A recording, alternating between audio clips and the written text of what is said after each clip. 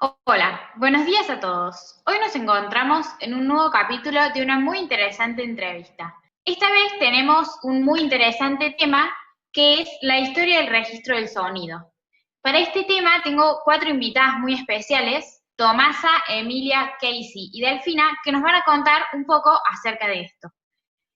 Para empezar, la primera etapa es la acústica o mecánica, que, si bien tengo entendido, se extiende desde 1857 hasta 1925. Sí, estás en lo correcto, Eleonor. Bueno, me presento. Hola, buenas noches. Soy la nieta de mi tatarabuelo Thomas Alva Edison. Si no sabían, él además de crear la bombilla de luz, el 21 de noviembre de 1877 inventó el fonógrafo, aunque fue presentado el 29 de noviembre del mismo año, siendo la primera máquina capaz de grabar y reproducir el sonido, lo que supuso toda una revolución científica.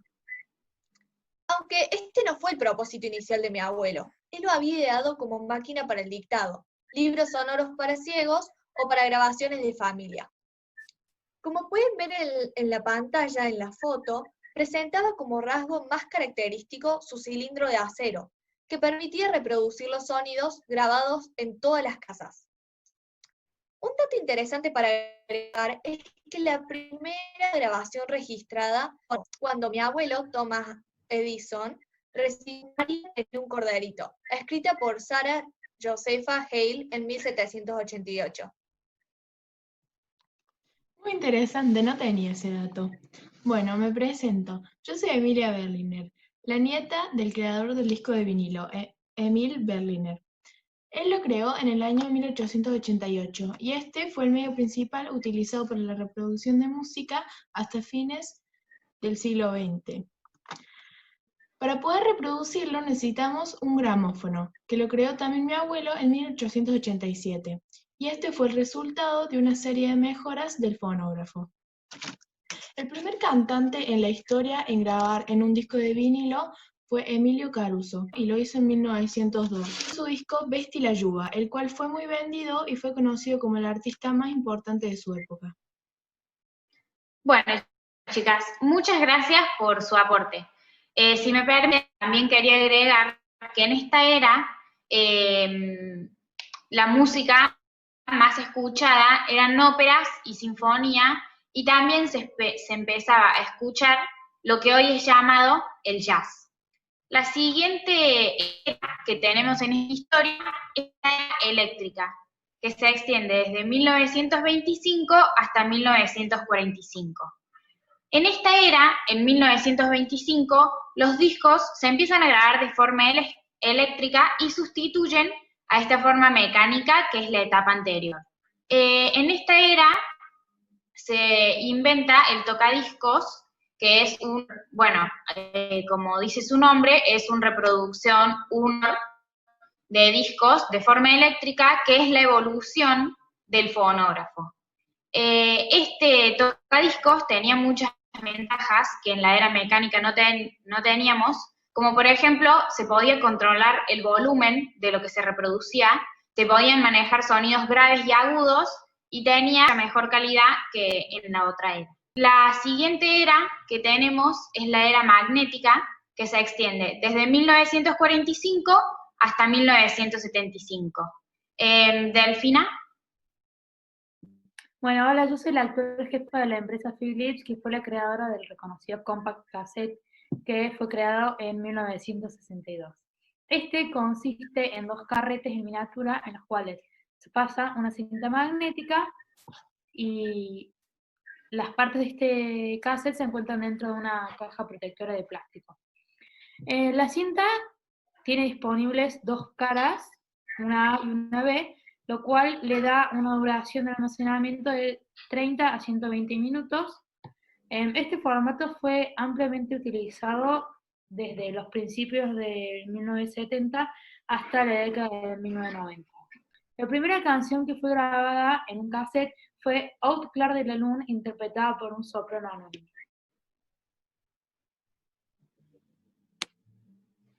Bueno, también para agregar, en esta era tenemos el nacimiento del rock. Además del nacimiento del rock, tenemos la primera canción electrónica, que es denominada El Cairo, y el creador de ella fue Rob Young. Bueno, y por último tenemos la era digital, que esta se extiende desde 1975 hasta la actualidad. Casey, ¿nos podés contar un poco de qué se trata? Sí, en esta era se creó el disco compacto, lo que conocemos hoy como CD. Se creó a fines de la década de 1970 y fue un trabajo hecho entre la empresa Philips y Sony. Los encargados de esto fueron mi abuelo Keith Inning, que pertenecía a Philips, y Toshita Dadoi, que pertenecía a Sony. Después, en junio de 1980, el disco compacto se presentó a la industria y recién en 1981 se comenzó a difundir por el mundo gracias a un director de orquesta.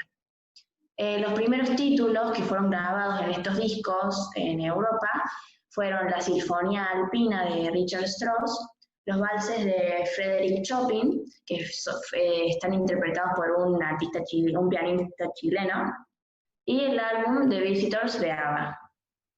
En 1982, más o menos en octubre, Sony lanza su primer lector de disco compacto y junto con él lanza el primer CD de música para este reproductor. Y este primer disco fue el 52nd Street de Billy Joel. Unos años antes se produjo el Laserdisc, que es un disco en forma y tamaño similar al disco de vinilo. Este fue un desarrollo en conjunto entre Philips también y la corporación MCA. En 1972 se hizo su primera demostración y recién se puso a la venta en 1978, más o menos al fin del año. Esta primera venta fue en Estados Unidos con el lanzamiento de la película Tiburón.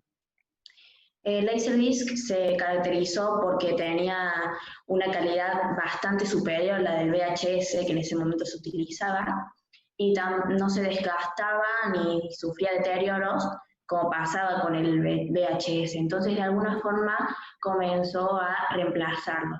Y hablando de reemplazo también, cuando se comenzó a producir el DVD, fue reemplazando al Laserdisc, más que todo por su tamaño, porque son muy similares entre ambos, pero el DVD es más pequeño.